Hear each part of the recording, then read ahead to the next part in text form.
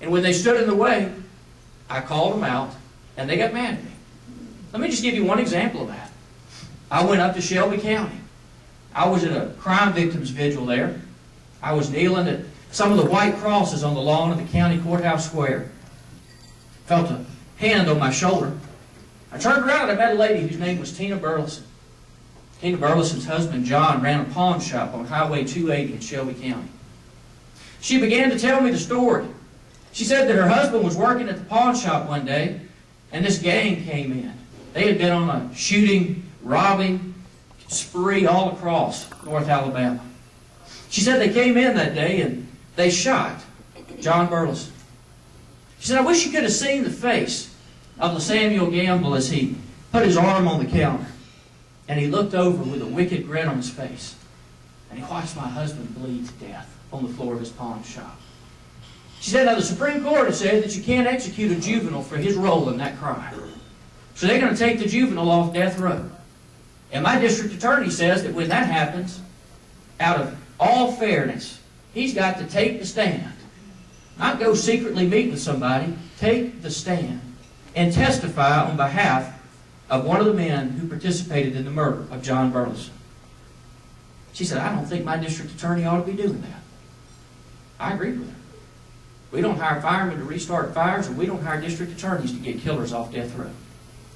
So I stood up to Robbie Owen that day. He got mad at me, and a bunch of his friends got mad at me.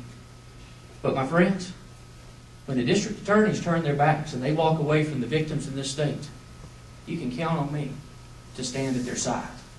And I'm not going to apologize to anybody in this state for doing it. And I don't care how mad they get about it. I'm sorry that it happened.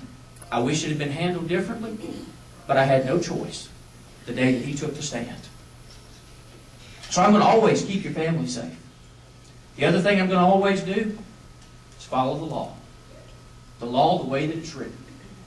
You know, there are a lot of people that have talked about this little issue that has become of some statewide notice of late called bingo. Anybody heard anything about that lately? I don't know how much time we got. How much time? 3, 2, 1. Let me. I don't know that I've got enough time. Maybe we'll get a question about it. Let me just leave the bingo debate at this. A lot of people have accused me of staying on the sidelines, of not doing my job. You know, being Attorney General is not always about being out front. It's not always about being in the headlines. Sometimes it's about responsibly and quietly trying to bring civility to a process that's out of control.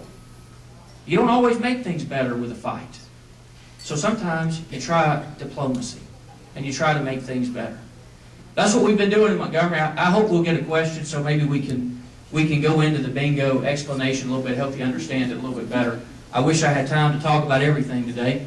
But let me just close by telling you, I look around this room and I'm humbled by the number of people who are here, who are my friends, who have stood by me an awful long time. And I hope that today maybe you pick up a bumper sticker, a brochure, and send the signal that the Wiregrass stands with the work that we've been doing.